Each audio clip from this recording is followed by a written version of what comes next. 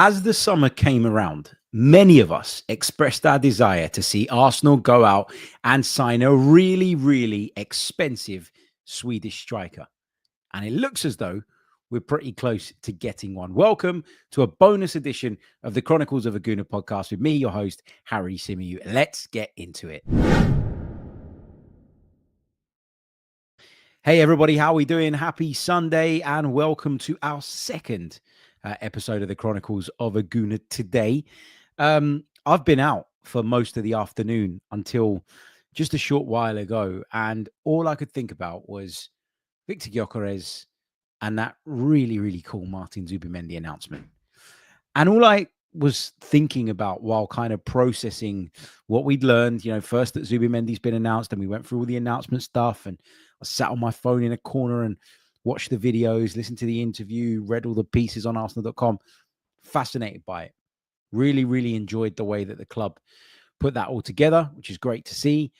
I didn't think I would find the announcement stuff around Martin Zubimendi all that interesting because we knew that he was coming. And he's a player that we know so much about and have heard so much about for a long while now. But I have to say, the club, in that sense, I think knocked it out of the park. Really, really enjoyed the content that they put together.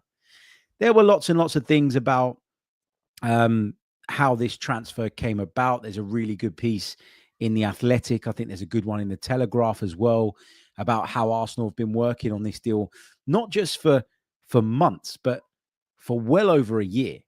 This is something, the Martin Zubimendi deal, that Arsenal really, really wanted to do and would have known was in the pipeline for a really long time. And that kind of, when you start to understand the full context of it and you start to understand that this was a decision that Arsenal made way back when they signed, for example, Mikel Merino, because that's apparently when Edu and Jason Ato had struck up this deal, in principle at least, with Real Sociedad.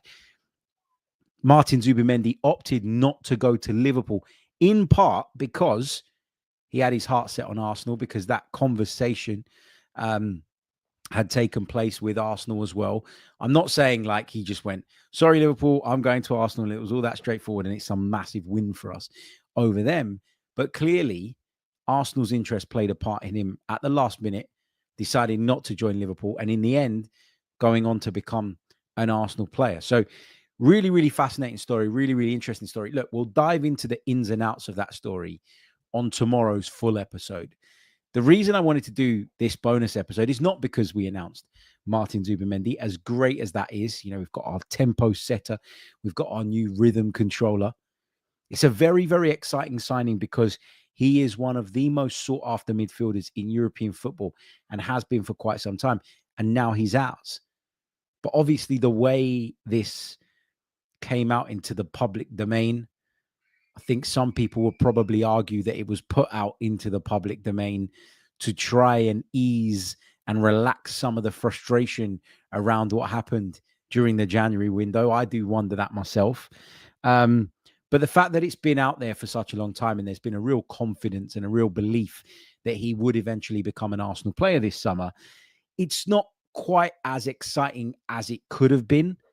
We didn't get the whole kind of link out of nowhere and then the whole build-up, Arsenal make bid, Arsenal in advance talks, Arsenal agree contract, Zubimendi undergoing medical. We got all of that stuff because it was also sort of spaced out. It didn't have that same feeling. There wasn't that same buzz around it. But nevertheless, this is a really, really exciting bit of business by Arsenal. And to celebrate the fact that we have now officially signed Martin Zubimendi, the fact that he is now officially a Gunner, we have unlocked our Patreon video on Martin Zubimendi until midday UK time on Monday. The link is in the description below. Click on the Martin Zubimendi link. It will take you over to our Patreon page, and that video is available to everyone. Like what you see, become a patron. Like what you see, but don't want to become a patron, that's fine. Watch the video, enjoy the video. Don't like what you see, don't become a patron. Don't worry about it. But anyway, check it out. I'm going to roll you a very, very short clip, and then we're going to talk about what we're really here to talk about, which is the Viktor Gyökeres Bomba that we were served up today, not long after we finished recording the main pod. So here's a clip of the Zubimendi video, and then we'll get into that. He certainly enjoys getting stuck into the challenges, which I didn't think was necessarily a characteristic of Martin Zubimendi's game. Now, I appreciate and accept that in La Liga, it's different. This is him against Manchester United at Old Trafford. Look at that. Again, riding challenges, taking his time and picking out the right pass in the end. That's a lovely win back. Look at that. One sweep out to the left-hand side. He's not just won the ball back there, but he's managed to sweep it out to the left-hand side nice and early. Again, more of these diagonals out to the left-hand side nice and early. Look at that. Takes his time, turns, and then releases just at the right point. Again, taking it in his stride. Brilliantly done. Again, stepping in front of the ball receiver. And that comes from having good anticipation. There you go. That's a preview of what you can find over on our Patreon page. Okay, let's talk Viktor Gyökeres. That's what you all want to hear about, isn't it? Come on, let's be honest. That's what you're here for. The Viktor Gyökeres story took a big turn today. And yeah, feels like he's headed to the Arsenal. Is that how he does it? Is that how it's supposed to be? I'm trying to find a picture. There you go. Oh, can you imagine the first time we see that celebration, what the buzz is going to be like? Just incredible. Look, let's start from the very beginning on this, right? So with Viktor Gyökeres, there's long been this kind of debate around whether he was the better fit or Benjamin Sesko was the better fit. And it seemed to divide a lot of Arsenal fans. And even after this news today, and the news is that Arsenal are in advanced talks with Viktor Gyökeres, with Sporting over Viktor Gyökeres. They've already agreed terms with Viktor Gyökeres. And obviously this was reported by a number of different journalists, a number of different outlets throughout the day. But the Bomba came, as we like to call it, as the kids call it, from David Ornstein. And this dropped at 12:30 p.m. Now, we would have finished today's pod, the main pod, at, I don't know, if we started at 10, and I was probably late because I'm always late, we probably would have finished at about 11, half 11.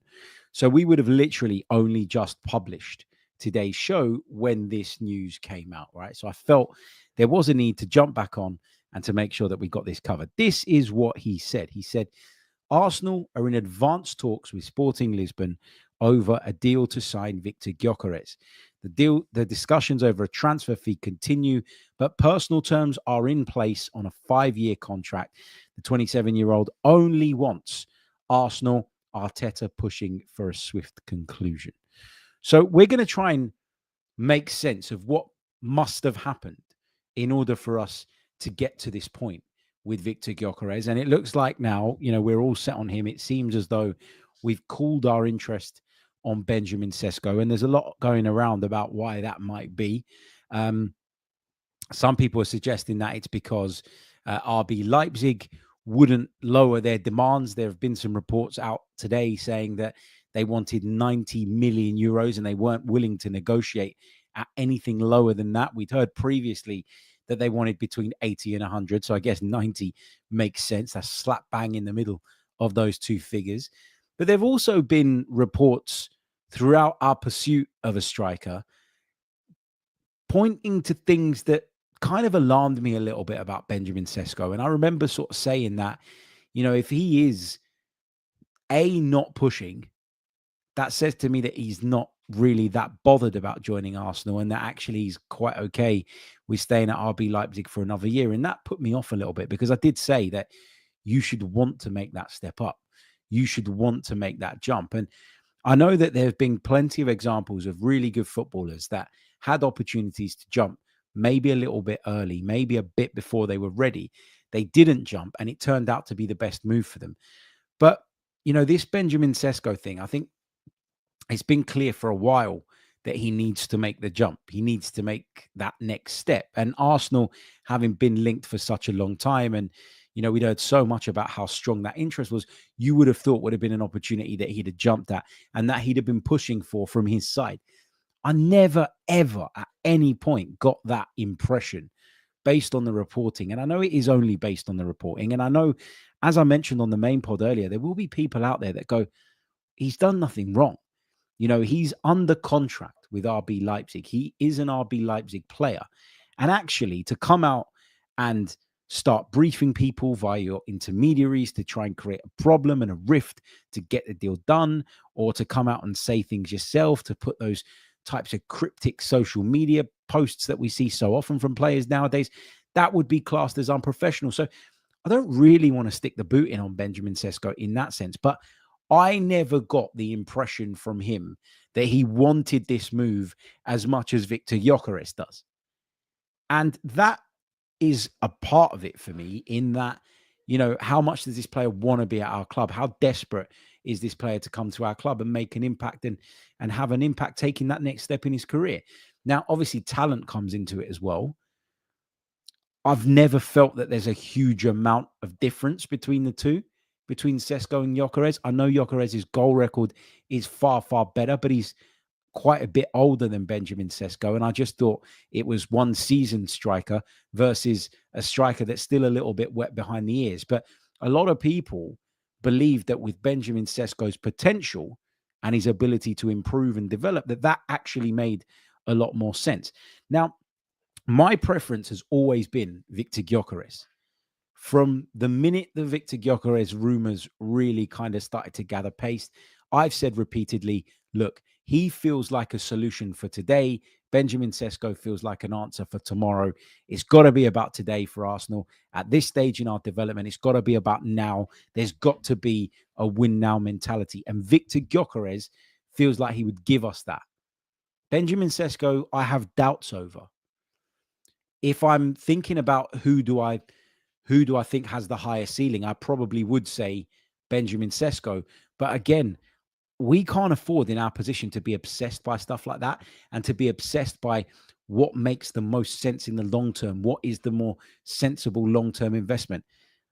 No, we've got to win now. And Viktor Gyökeres is a signing that, in theory, helps us to do that. We've talked a lot about Andrea Berta's approach, this approach of kind of like going out there, speaking to one player, two players, three players, sometimes even four players, all playing in the same position, who would all be competing and fighting for one spot or one role at Arsenal Football Club. And I said, I wasn't sure if that was the right way to go. I wasn't sure if that was the right thing. If I'm Viktor Gyökeres and I'm really pushing for this Arsenal move and nothing is happening for months and months because, Arsenal are still exploring whether or not they can get a deal done for Benjamin Sesko, I would feel like second choice. I would feel like perhaps they don't want me as much as I want them. But I think that's when you then get a real feeling, don't you, for the players that really do want to join you, and for the types of characters that would be upset and frustrated by that, and maybe would throw their toys out the pram and maybe do a kind of like Zlatan Ibrahimovic type thing that he did back in the day when he said, I don't do trials. And I know he went on to be a great player, and in the end, it was us that looked stupid for that. But you get what I'm saying? Like, some players, knowing they're not the first choice, would put them off. It would cause a tension. It would cause a bit of friction in any negotiations that take place. But with Viktor Gyökeres, you always got this sense and you always got this feeling that he was desperate to join Arsenal. If Arsenal and Berta didn't take that approach, whereby they lined up a couple of options, maybe even more than a couple, Ollie Watkins has been talked about as well. You could probably say that there was at least three options that Arsenal would have explored and have had discussions with or over. Arsenal had the ability to, when it became very, very clear and very, very apparent that the only way we were going to get Benjamin Sesko was if we allowed RB Leipzig to pull our pants down, we were able to pivot very quickly, to the point where we'd already wrapped up a deal with Viktor Gyökeres, and now it's just about finding the kind of agreement when it comes to the details, the add-ons, the structure of the payment, etc., etc. But we knew for a while what it was going to cost, generally speaking, or roughly speaking, and we've got to that point, and now it's about dotting the I's and crossing the T's to get this deal done. But if you don't progress the negotiation and the conversation with multiple parties, again, something that Arsenal have been questioned over, then you don't have the ability to change direction as quickly as we have. And I say quickly because only a few days ago, I still believed And I think it was still the opinion of many people who cover this football club that Sesko was the preferred option. You could even argue now that Sesko is the preferred option because he's the one that Arsenal seemingly were waiting on. He's the one that Arsenal was seemingly trying to strike a deal for. But as I've said repeatedly, there ain't much difference in them. And so to be able to just sort of turn our heads, go in another direction and get very close to getting this done is very, very swift, really, really good. It's said that Mikel Arteta was driving and pushing for a really kind of swift conclusion around this. Well, of course, he wants his striker for pre-season. He wants his man going into the pre-season tour and before that, if possible, so that he can get him embedded in, get his feet under the table, get him accustomed to his new surroundings, and we can hopefully have a really strong start to the Premier League campaign. And we got a difficult start, haven't we? We really, really do. Big shout out to Tom Canton of the Gooner Talk in the live chat. I think he's excited by the Gyokeres stuff, given his choice of emojis there. Love that. Really, really do. I hope you're well, Tom. Tom did his normal 8 a.m. show this morning, which you can go and check out. Also did a show a little bit earlier on with Sophie Nicolau from the Highbury squad as well. I'm gutted I couldn't make that, but family duties called. I mean, I've been out with the family this afternoon. I did spend most of the time hiding away in the corner reading Arsenal stuff on my phone. So I don't know if it really qualifies as family time, but hey, I was there present, at least in body, maybe not in spirit. Anyway, look, let's continue our discussion around Viktor Gyökeres. I'm interested to get you guys' thoughts on this as well. So keep them coming in the chat box. I'm going to ask you to throw some questions in very, very shortly as well. This does feel like it's something that has Andrea Berta's fingerprints all over it. He obviously is credited in the eyes of a lot of people for kind of reigniting or progressing Arsenal's interest in Viktor Gyökeres in the first place. It didn't really feel like he was much of an option for us until Berta came in. The name had been talked about, the name had been mentioned, but that concrete interest, to borrow a Fabrizio Romano phrase, seemed to kind of really come to light once Berta had come in.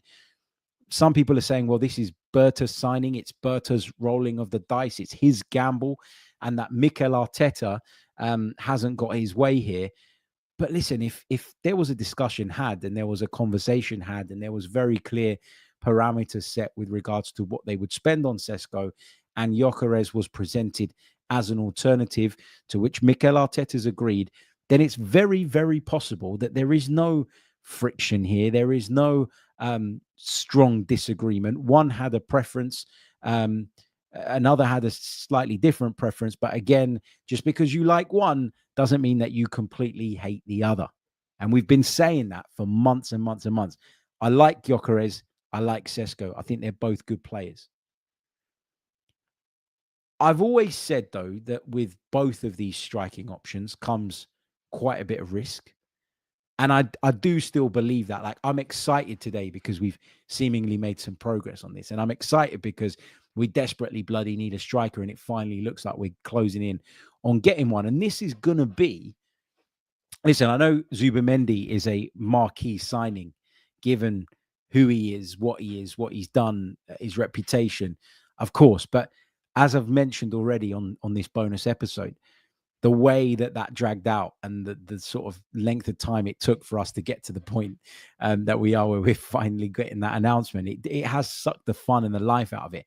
This is the first one, isn't it? The first big one in the summer where we're going, yeah, we've gone through the ups and downs on this, and now we're moving forward. And I keep saying it, like, I felt up until today that the window had been a little bit underwhelming. Kepa Arrizabalaga, I agree with the signing. I've said it over and over again, but it isn't one that's going to get you jumping up and down as a fan. The Christian Norgard one, which we think will probably get done hopefully next week, is again not that kind of signing, at least not for me. Then we've been linked heavily with Noni Madueke, a player that I think, has some qualities and some good attributes, but generally for me is not somebody that I'd be going after. And we explained a little bit more about that on the pod earlier today. So go back and check that out. We did an episode centered around that Noni Madueke story. So go back and check that out for sort of more in-depth analysis and thoughts on that. But I remember sort of thinking earlier today, like, this window is turning out to be a little underwhelming, but also being open-minded to the fact that if we made a couple of really good signings at the top end of the pitch, the complexion of the window and the way it's viewed could be completely changed. And getting this news about Gyokeres today, that Arsenal are in those advanced talks, that things are progressing, that it looks like he's going to go on to become an Arsenal player, coupled with finally getting the Zubimendi announcement, has me finally feeling excited and positive about what this transfer window could bring. Get me Gyokeres. Go and get me an Eberechi Eze as well. And I will be buzzing. Absolutely buzzing. Let's go over to the live chat because I just want to address something. Ian says, so Harry, are you now backtracking on you wanting Sesko instead of Gyokeres? Aren't you embarrassed about just liking someone because you thought the club wanted him? Sorry, what? Go back to the videos that we've been doing around this entire striker scenario, and you will find countless examples of me saying, I understand why people like Benjamin Sesko. I understand why he's seen as the long-term solution and all the rest of it. But for me, I want the solution for today. I want the answer to the here and now. I want the answer to our problems currently, and that is Viktor Gyökeres. So if you're going to come at me, at least be right about it, for God's sakes. If you were fishing there, that was a brilliant piece of fishing. You caught a big one. Fantastic work. Okay, look, we're going to take a short pause. We're going to continue to talk Gyokeres. We're going to talk about the fee. We're going to talk about some of the question marks around the player, because while he was my preference, I still do have some concerns about how this signing will land. And there are some worries for me. So we'll get into all of that. And we'll be back very, very shortly to take some of your questions as well. Don't go anywhere. You're listening to the Chronicles of a Gooner podcast with me, Harry Symeou. You're listening to the Chronicles of a Gooner. Like and subscribe. That's right. You're listening to the Chronicles of a Gooner podcast. Like and subscribe. Like the video, not the live chat. I've noticed a lot of people have been doing that recently after Jid pointed it out. So thank you so much for that. You don't click the love heart in the live chat. You scroll to the left or up, depending on what device you're watching the video on, and you click the like button on the video. It really, really does help. There's over 1,200 of you with me live right now. And considering that this was an off-the-cuff stream, and it's not our usual time or slot, I really, really appreciate that you guys are here with me. Keep subscribing. Let's keep charging towards that next milestone. I guess the next milestone is 45,000 YouTube subscribers. If you're a podcast listener, so if you listen on Apple or Spotify, that is just as appreciated. In fact, we probably still have a bigger listenership on that side than we do on the YouTube side. So don't think that you guys are forgotten or undervalued in any way, shape or form. Please do, if you are an audio listener, give us a review on whichever platform it is that you prefer. And remember, you can check us out on Patreon, and there is lots of video content there available to you. Okay, a couple of other bits and pieces. The fee. What's the fee going to look like for Viktor Gyökeres? Now, I've read a couple of different reports, and they're not too dissimilar, but there is a few slight differences in how this figure is being quoted or is being reported. CNN Portugal say that it's a £56 million fixed fee with £8 to £13 million in add-ons. So if it was 56, hold on a second, because my maths is terrible, plus let's say it goes up to 13 million in add-ons, you're talking 69 million pounds all in. If Arsenal managed to bring those add-ons down a little bit, you could be looking at something like 65 million pounds all in, which I think is really, really good business. Now, I think I've said it before. I always accept that you're going to pay a premium when you try and sign a striker, because strikers bring to football and to the table the most valuable commodity, I beg your pardon, in football, which is goals.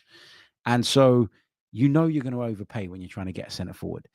But when you look at his record, which is just remarkable, really, compared to that of Benjamin Sesko's, especially based on the last season, it's mad to me that RB Leipzig would really dig their heels in over that price and were desperate to kind of not budge on that negotiation. And it makes it, I think, look, for me, again, I think that for Arteta, it was Sesko. He was the one that he wanted, first of all. But I think the fact that RB Leipzig was so stubborn, so difficult, and that this deal could be done at significantly less, I think has really, made Arsenal's minds up for them. I really do believe that that's had a big impact. In terms of the salary, it's rumored to be around about £200,000 a week, 5-year deal. For a 27-year-old, that's fine. It'll take him up to the age of 32, assuming he stays at Arsenal for all of that time. I guess the question for me is, can Viktor Gyökeres step up? Now, it would have been a very similar question for Benjamin Sesko, as far as I'm concerned. But I think when it comes to Viktor Gyökeres, you've got a guy who will be full of confidence. And I'm not saying Sesko would be lacking in that, but this is a guy who's a bagsman, a killer in front of goal, a finisher, and someone who's played in English football before. And I know he played at a lower level in English football. I know he played at Coventry, played at Swansea, I think, for a little bit as well. I know he's sort of played at a lower level, generally speaking, because the Portuguese top flight isn't anything close to the Premier League, etc., etc. But because he's done it in Europe, because he's shown what he can do against some of the best teams in Europe, and because he understands what sort of challenges English football brings, I do feel like he's probably going to be better prepared for that transition. And that transition period, in theory, for him should be a lot shorter than it would have been for Sesko or anybody else coming from overseas. I think you learn to deal with things via experience, and he's got experience, or not necessarily at our level, but knowing what he's going to face, the challenges of English football, understanding the English football culture, getting all of that, but also being further along in his career, I think makes hopefully the transitional period a lot shorter than it would be for somebody like Benjamin Sesko. And that speaks to the point that I keep making, which is this guy feels like a solution for the here and now, and not someone that we're rolling a dice on and gambling on, for years to come. And it's not someone we're going to have to necessarily wait to understand the full benefits of. Again, there is risk. Of course there is. There isn't a transfer in world football that doesn't carry some risk. Plus, as I said at the top of the show, you all wanted a really expensive Swedish striker going into this summer. And that is what we're going to get in Viktor Gyökeres. Right, let's take some of your thoughts and questions from the live chat then, shall we? Get them in. Put a cue at the beginning of the chat. That makes it really, really easy for me to pick them out from the crowd. So get those in now, and we'll tackle those for the last, 10, 15 minutes of the show? Okay, let's pick some of these up then. James 07 says, thank God we're finally signing a striker. I was about to step in and do something if they hadn't. Francis says, guys, a here we go or Bomba is kind of expected from now until 11:59 p.m. I wouldn't be surprised if we ended up agreeing a fee tonight. We might agree a fee tonight. I don't know, how willing or wanting these guys are to be working on a Sunday night. But hey, you never know. You never know. I feel like we've probably been in advanced talks for a few days. It always feels like we're a little bit behind the curve as fans and supporters, and even as people that cover the club, we don't always know things straight away. So if we were to get that, here we go, Bomba, whatever, either Sunday night or Monday morning, you'd probably look at it and say, well, for us to have got there, we'd probably been in advanced talks since some point last week. So yeah, we're always a little bit behind the curve. It's important to remember that, I think. Antonio says, Harry, do you concern yourself about Nwaneri leaving the club? I mean, we're talking about Sesko and people want to talk about Nwaneri leaving the club still. Look, do Arsenal and Nwaneri's agent, are they messing around with his future? Cannot lie. I'm worried and I wouldn't forgive the club if Nwaneri leaves.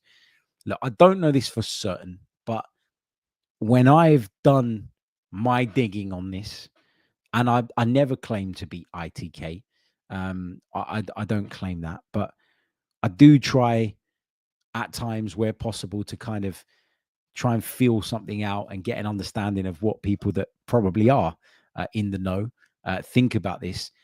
I never really got the feeling that anybody's particularly concerned at this stage about Ethan Nwaneri leaving, let alone to Chelsea. So I wouldn't worry about this, not at this stage. There's nothing to indicate that the talks have broken down or that they're not progressing or anything like that. We haven't got a worry at the moment, I don't think, about this. Matt G. Harry, what do you think Sesko is thinking right now? This is really, really interesting, isn't it? Because, yeah, I mean, he never really seemed that bothered, did he? He never really seemed that bothered. He never really seemed that fussed about the move. Not to the point where he was sort of having his agent put things out there or where he was speaking himself. You always got the impression, didn't you, that he was pretty relaxed and chilled about it. RB Leipzig didn't get what they're looking for. Let me tell you this, right? RB Leipzig have played a very dangerous game here. Very, very dangerous game in terms of maximizing Benjamin Sesko's potential. RB Leipzig are a club that have missed out on Champions League football. They had a really poor season last time out. Not selling him to a Premier League club is an opportunity missed because there aren't many clubs in the world outside of the Premier League that will get close to the figures that Premier League clubs do when they're trying to bring talent in from the continent.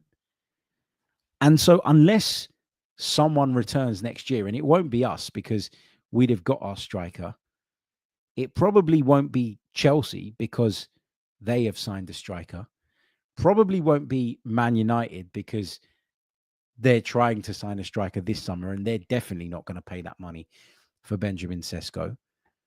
Liverpool, could it be Liverpool down the line? Maybe.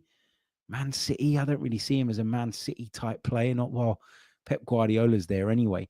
I don't know. I just feel like if you're RB Leipzig, your stubbornness, which has ultimately led to this deal breaking down, because as I say, I really do think that if an agreement was on the horizon or somewhat close, Arsenal would have kept at it, trying to land Sesko over Gyokeres.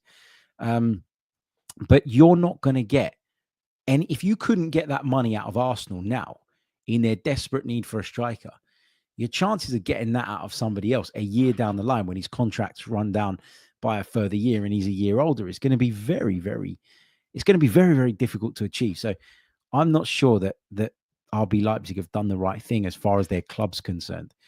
Anyway, Sol says, Harry, do you think the whole Berta versus Arteta choice of strikers thing was to push either Sesko or Gyokeres' agents to push the deal through? It does feel like it's been a bit of theatre that's been played out in the public eye in order to maybe speed things along. We did talk to both players and progress in conversations with both players on the personal side of things, as far as we understand. And that was part of Andrea Berta's plan to kind of have both lined up so that we could make our decision. And if one didn't come off, we could very quickly pivot to the other. So if you think that Arsenal have been using the kind of double negotiation tactic, then you can't rule out that they might have played a bit of theatre as well in order to try and, drive this in the direction that they wanted. Don't know. Who knows? Let's see what else we've got in the live chat. Jason makes a really good point around Nwaneri. I can't believe how many of you are really, really stressed about Ethan Nwaneri at the moment. It's dominating the chat. Jason says, had this same drama with Ethan, the last contract talks we had with him. Let him try and get the best he can. All players are looking for the best deal for themselves. And we kind of alluded to that, didn't we, on the main pod earlier? I said that look, he did this last time. It went down to the wire. But in the end, he only ever wanted to stay at Arsenal, and that's what happened. So I think he's got previous of sort of running these things into the 11th hour. He's well within his rights to do that. I want to get the best possible deal. He's shown his value, I think, over the course of last season. And you can tell by the reaction to this from some of our fans that there's a real love for Ethan Nwaneri, and there's a real desire to see him stay and succeed. And that applies pressure on the club as well, doesn't it? So, yeah, let's see. Let's see. But yeah, not worried about that. Antonio Banks says that Sasha Tavalieri was right about the Gyokeres signing to Arsenal. Fair play. Yeah, fair play. Listen, there's been a lot of, there's been a fair few journalists out there. Alex Crook is one as well of Talk Sport. I know Alex really well, and you know, I'm a massive fan of what he does. But when he was reporting that Arsenal were going to go for Gyokeres, and that Gyokeres had told everybody that he was really confident of joining Arsenal. As much as I love Alex and I really respect him for what he does, I did, and I think I said this on Talk Sport, I did say, I mean, I know you're reporting the information you got, but you know, for me, it still feels very much like Sesko's the priority. I was wrong and he was right, and so fair play. Or maybe we were both right. Maybe Arsenal had realised by that point that they weren't getting anywhere on the Benjamin Sesko front, and had informed Viktor Gyökeres that they were going to start those negotiations for him. But Sesko was our number one target, and so maybe we were both right. I don't know.